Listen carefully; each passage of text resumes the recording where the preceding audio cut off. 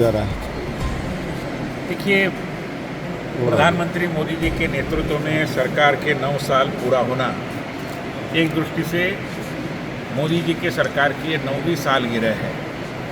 मगर सालगिरह का मतलब केवल जश्न नहीं होता, आनंद तो सबके मन में है ही, मगर जो भी हमने पाया है, हासिल किया है, जो भी हमारी कोशिश सफल हुई है, उसको समझना और जनता को समझाना, ये इस पर्व का मुख्य उद्देश्य है।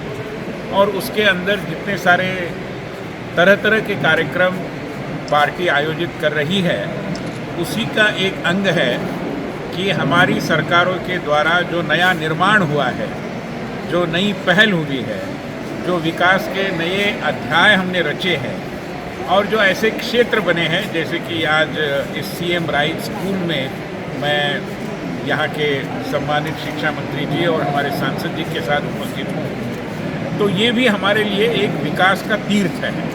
क्योंकि विकास ये केवल नारों से नहीं होता, विकास ये केवल संकल्पना में नहीं होता, विकास जीवंत रूप में प्रत्यक्ष अपनी आँखों से देखना और विकास की अनुभूति होना, तब जाकर के विकास घरों घरों तक और दिलों दिलों तक पहुँचता है। और इसलिए हमारे आज यहाँ के सभी प्रमुख कार्यकर्ता इस तीर्थ को देखने के लिए आए हैं।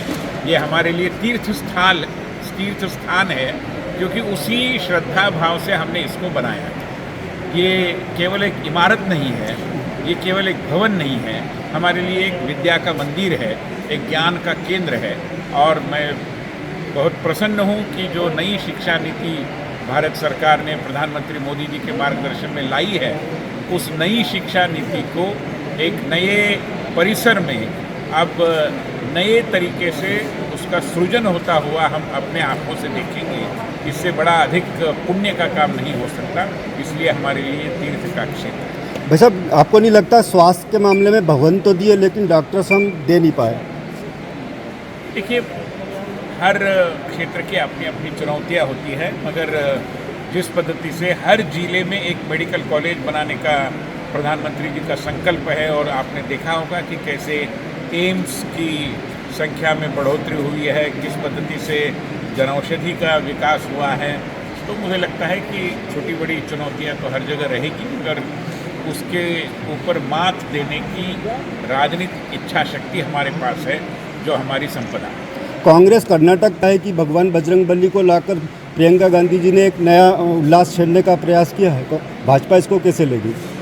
देखिए, एक प्रामाणिक श्रद्धा होना एक बात होती है, और दिखावे के रूप में श्रद्धा का उपयोग करना दूसरी बात होती है। हमारी पार्टी समाज मन के अंदर जो एक श्रद्धा है, उसके जागरण को इसलिए महत्व देती है क्योंकि हम मानते हैं कि ये देश श्रद्धा के आधार पर चलता है। इसलिए हमने श्रद्धा का कभी राजनीतिकरण किया नहीं, जो श्रीमती प्रियंका गांधी कर रही है।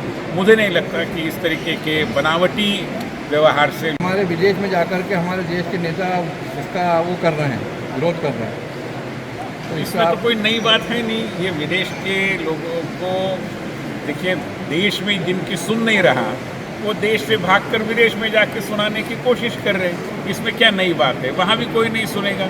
एक दो समय कोई नया है, नवेला है करके लोग सुनने के लिए आएंगे, बाद में कोई नहीं।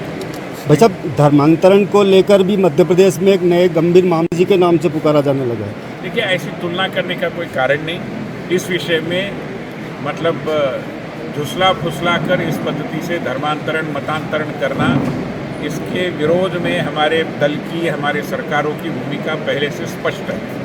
इसलिए ये कोई उस तरीके का विषय नहीं है जिसके आधार पर हम राजनीति करें, मगर हमारी बेटियां, हमारी बहुएं, हमारी यहाँ की कन्याएं, महिलाएं, इनकी सुरक्षा हो और किसी भी ऐसे गुंडे की शिकार वो न बने, इसलिए जो भी करना जरूरी है सरकार प्रामाणिकता से कर रही है।